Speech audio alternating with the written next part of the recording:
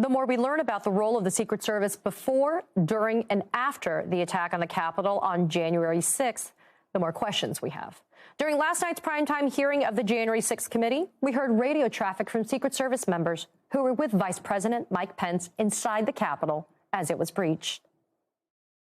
Oh, I see the building. Hold. Are that door up? If we're moving, we need to move now. Copy. If we lose any more time, we may lose the ability to leave. So if we're going to leave, we need to do it now. They've gained access to the second floor, and I've got public about 5 feet from me down here below. Okay, copy. They are on the second floor, moving in now. We may want to consider getting out and leaving now. Copy. You can almost feel the distress in their voices as things escalated. We also learned last night that they feared the worst. Listen to this testimony. We heard from a national security aide whose identity was protected. The members of the VP detail at this time were starting to fear for their own lives. There was a lot of yelling, a lot of very personal calls over the radio. So it was disturbing. I don't like talking about it, but there were calls to say goodbye to family members, so on and so forth. It was getting, for whatever the reason was on the ground, the VP detail thought that this was about to get very ugly. You heard that right. A White House security official says Vice President Mike Pence's Secret Service officers were saying goodbye to their families on January 6th. They were that concerned about their safety. All of it makes the fact that text messages from the Secret Service surrounding the attack on the Capitol were destroyed even more disturbing.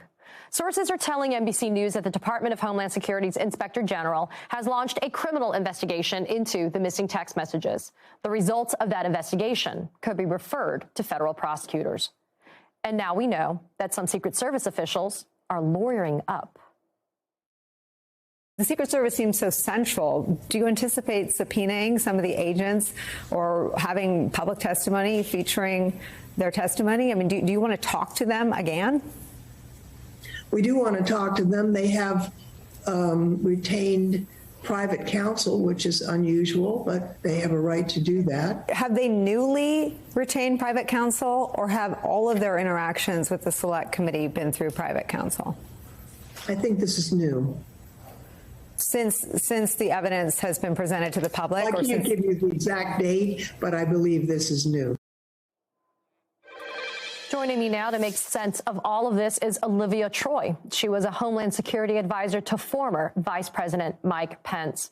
Okay, Olivia, there are so many developments in the story, even in the past 24 hours. But first things first, what was your reaction last night to some of that audio that was played during the primetime committee hearing, clearly showing Pence's Secret Service team fearing for their own lives?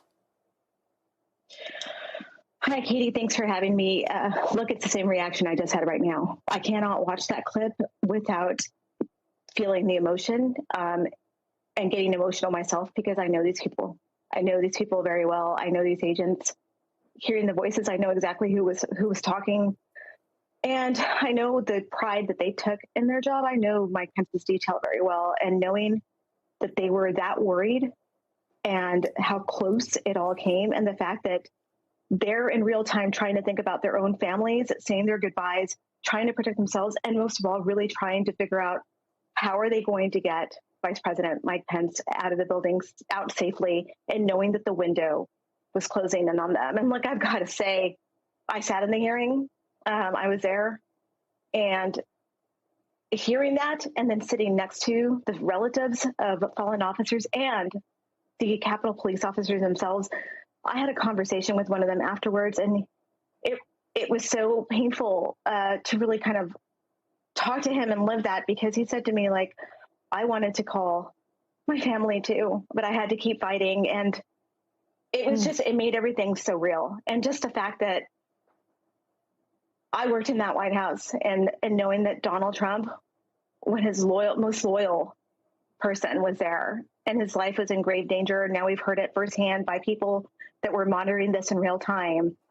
And he did nothing. He did nothing to help the situation. And this is a man who's still possibly going to seek again to hold that office. And I guess I cannot process the fact that this is the United States of America again, that this happened here in our country.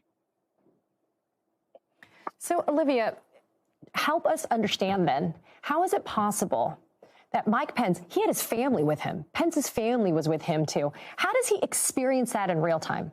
I mean, the fear, the terror, the trauma, how does he experience that in real time?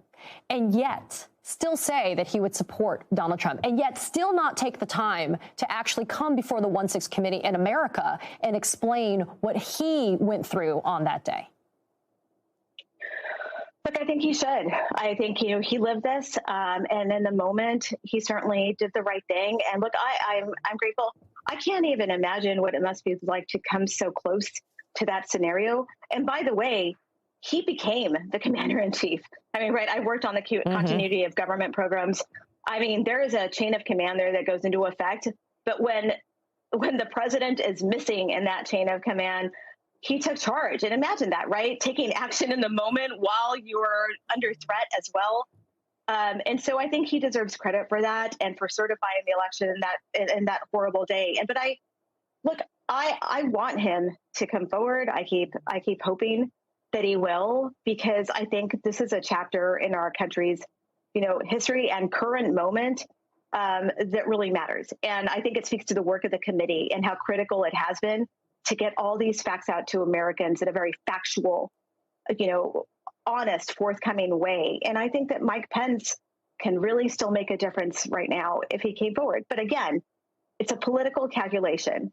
The political calculation, just the same that we've seen with some of these other Republican elected officials who do not come forward and who are still sort of enabling this entire situation and fall back in line. And so I just hope that at some point he's got to have a reckoning here.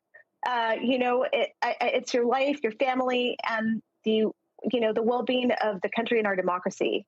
And I hope that at some point, that matters more. Stop worrying about what MAGA is going to do or what the Republicans are doing. Just start talking and bringing the truth forward. Stand by Liz Cheney. Stand by the women, by the way, who have been the ones really taking a stand.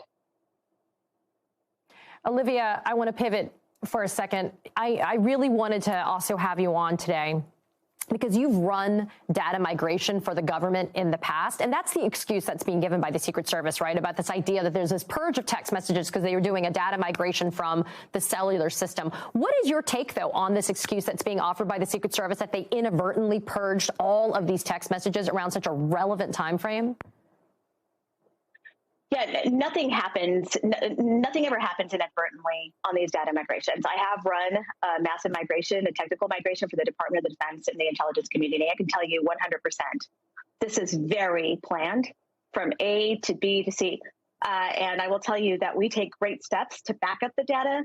You can talk to technical engineers, software engineers. They know that this is government records that you're dealing with and the critical importance of it. So, I don't believe either it was gross negligence and incompetence, or there's something more, concerning going on here. But I'll say this, given what we have seen and the footage of, or hearing about these Secret Service agents on Mike Pence's detail, I am very curious because I just wonder what text messages were exchanged there between Mike Pence's detail and Trump's detail.